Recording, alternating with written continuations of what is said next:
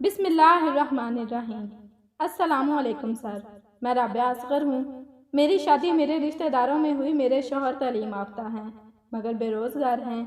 شادی کے بعد میں نے ملازمت کے لیے درخواست دی اور گورنمنٹ کی طرف سے لڑکیوں کے کالج میں پروفیسر کے عہدے کی حقدار ٹھہری۔ میں نے ملازمت شروع کر دی۔ چونکہ ہم دونوں میاں برابر کے تعلیم یافتہ تھے، لہٰذا میری ملازمت شروع ہونے سے پہلے گھر کے معاملات نارمل رہے۔ جب میں نے ملازمت شروع کی تو مجھ میں کچھ تکبر آ گیا۔ میں نے بات بے بات شوہر اور ساس سسر سے الجھنا شروع کر دیا۔ میرے شوہر کو احساس کمتری نے گھیر لیا۔ اس نے پرائیویٹ ملازمت شروع کر دی مگر قسمت کو اسے میرا محتاج رکھنا منظور تھا۔ وہ ایک بار ملازمت پر جاتے ہوئے لوکل بس سے گرا اور ریڑھ کی ہڈی کا مسئلہ بن گیا، جس کی وجہ سے حادثے کے بعد وہ نہ زیادہ دیر چل سکتا ہے اور نہ زیادہ دیر بیٹھ سکتا ہے۔ اب چونکہ گھر کا سارا بوجھ میں نے اٹھا لیا تو میرا غرور بھی آسمان کو چھونے لگا۔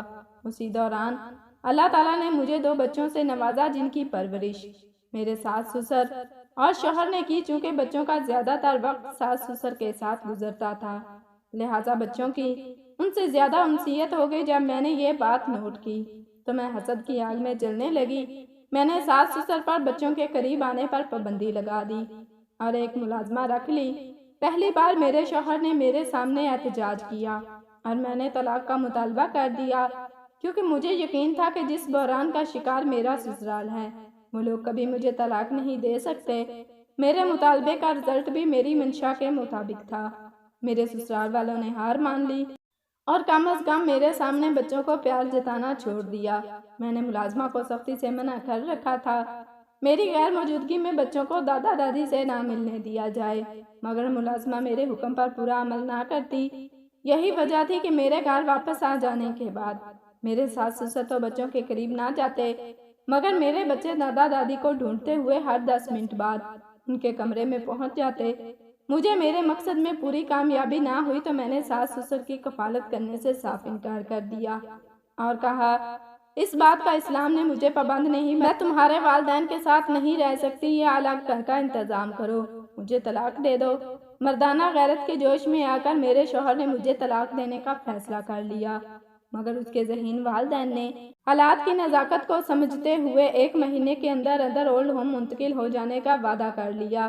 یوں ایک بار پھر میں نے شوہر اپنی برتری ثابت کر دی۔ ٹھیک 1 ماہ بعد جب میں ڈیوٹی سے واپس پہنچی، میرے ساس سسر کو لاہور کے ایک فلاحی ادارے میں چھوڑا جا چکا تھا۔ میرا شوہر بیٹھا رو رہا تھا۔ جب میں گھر پہنچی تو مجھے ہاتھ جوڑ کر کہنے لگا کہ لوگوں کو نہ بتانا کہ میرے والدین اولڈ ہوم گئے ہیں، بس یہی کہنا اپنے کسی رشتہ دار کے پاس رہنے گئے ہیں۔ میں نے شوہر کی بات مان لی اور اس کا برم رکھ لیا، کیونکہ اس بات میں میرا بھی فائدہ تھا۔ ایک تو مجھے میرا مقصد مل گیا تھا، دوسرا میں اس وقت تک لوگوں کی نظروں میں گرنے سے بھی بچ گئی تھی۔ میں نے جلد شہر میں گھر کرائے پر لیا، بچوں اور شوہر کو لے کر وہاں منتقل ہو گئی۔ جب سے آپ نے رمضان المبارک میں چھوٹی نیکیوں کے متعلق تحریر لکھنا شروع کی تو میں بہت متاثر ہوئی، یہاں تک کہ میں نے اپنے شوہر کو کہا ہے کہ وہ اپنے والدین کو اپنے گھر لے آئے، ساتھ ہی اس کو آپ کی تحریر پڑھائی ہیں، اور میرا شوہر میرے فیصلے سے بہت خوش ہوا۔ پچھلے 3 سال میں پہلی بار میں نے اپنے شوہر کے چہرے پر مسکراہٹ دیکھی۔ میرے ساس سسر اب واپس گھر آ چکے ہیں۔ میں نے ان کو سگے والدین کی طرح عزت اور خدمت کرنا شروع کر دیا ہے۔ اپنے بچوں کی تربیت کا ذمہ بھی ان کو سونپ دیا ہے۔ انہوں نے مجھ سے اس بدلاؤ کی وجہ پوچھی تو میں نے ان کو بھی آپ کے متعلق بتایا ہے۔ انہوں نے آپ کو بہت دعائیں دیں۔ آپ ہماری سحری، افطاری اور نماز کی ہر دعا میں شامل ہوتے ہیں۔ بہت شکریہ ہماری زندگی میں معزہ بن کر آنے کے لیے۔ میں نے محترمہ رابعہ اصغر صاحبہ کو بتایا کہ ساس سسر کا احترام کرنے کے لیے یہ حدیث ہی کافی ہے، جس کا مفہوم کچھ یوں بنتا ہے، جس نے میری امت کے بزرگ کی عزت کی اس نے گویا میری عزت کی۔ اور سب سے بڑھ کر یہ ساس سسر اللہ تعالیٰ کی طرف سے ایک خاص تحفہ ہوتے ہیں، جس کا احساس ان کے چلے جانے کے بعد ہوتا ہے۔ اللہ تعالیٰ آپ کو اور آپ کے اچھے فیصلے پر قائم رکھے۔ آپ کے لیے دعا گو۔